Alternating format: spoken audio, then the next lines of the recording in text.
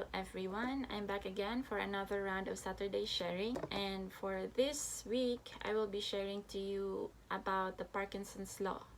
Yes, not the disease. Law. I chose this topic because during this pandemic I think we've all realized that we have ample time to do what we want to do. We were able to save time from not traveling to work. We have the chance to explore more of the things that we want. And the second reason is, with this pandemic, we realize that it is very important to have savings. The flow of this video will be, what is Parkinson's Law? How are we gonna apply this in our daily life in terms of productivity? How it's gonna help in saving money? And fourth is a very small challenge that you can try out with yourself or your team member if you're a leader. Okay? First, what is Parkinson's Law? Parkinson's Law states that work expands as to fill the time available for its completion. So that means that if you're given a project with a 1-week deadline, you will finish the project in 1 week. But if you're given the same project and you are given 3 days, you will finish the project in 3 days. It's as simple as that. How can we apply this in our life? There are 5 steps that you can do to apply this Parkinson's Law in accomplishing tasks. First is, break down your tasks and goals. If you want to accomplish a milestone, break it down to tiny actionable steps that will guide you on what to do next. If I aim to upload 100 videos in a week, if I set my goal as 100 video in 1 year, that will give me the mindset that I have 1 year to upload 100 videos, and 1 year is really long. That means for the first few months of the year, I won't be uploading consistently because I still have 8 or half a year to do it. But if we apply Parkinson's Law, if I break down this 100 videos in a year, that means I have to upload 2 videos in 1 week. So I have 3 days roughly to work on each video, including the research for the topic, the outline, the recording, and the editing.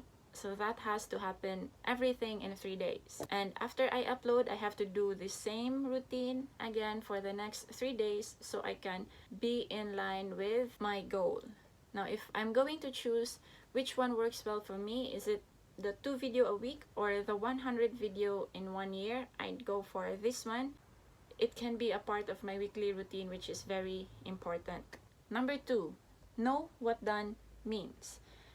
Know that if you keep aiming for perfection in every task, you will realize that there will always be one extra work to do to complete the task. Instead, set the outcome of the completed task so it will be easy to identify that you have completed the task. Going back to the same example, if I hit upload, that means the video is done. I have to move on to the next topic or video. Because if I keep aiming for perfection for this video, I will never move on to the next, and I will keep missing the goal. Then that develops another habit of not uploading video, which I've realized what I've done for the last weeks. Number 3, minimize overwhelm.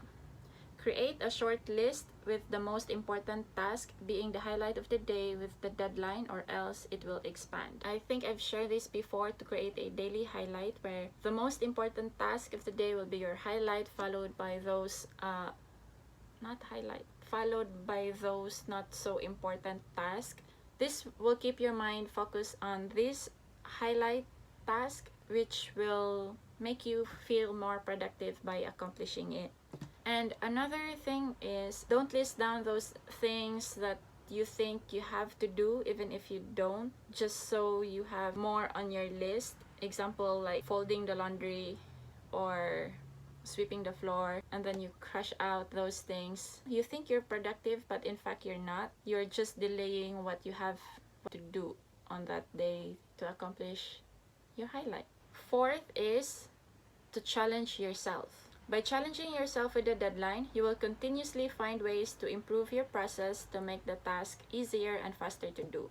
Instruction was to do the task in 5 steps, but you feel like you can do it in 4 steps because step 2 is unnecessary, then just take out step 2 and work with the remaining 4 if that would help speed up the process. So if people give you 5 steps, ask why you have to do those 5 steps, so it'll be easier for you to find a way on making it simpler. 5th is to know what's next. If you are on the last task on the list, make sure you know what is the next activity so you can stick to your schedule. If you're working on the last task, you must know what you are gonna do next so it won't expand. Example, if the time is around 12 and you haven't eaten your lunch, then you tell yourself, I will finish this last task and then I will eat lunch.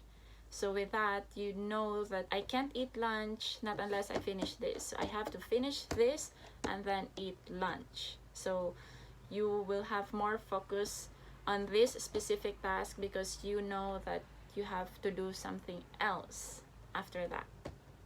So that's how you implement Parkinson's Law on accomplishing tasks. Now, the second thing is saving money. So what I do when I want to save more money is pay yourself first. What I mean by this is not going out and spending money on clothes. What I mean by this is you take out a certain percentage from your salary and you put it on a different account. There are many ways to do it. One, you do manually, you take out, you withdraw, and then you deposit.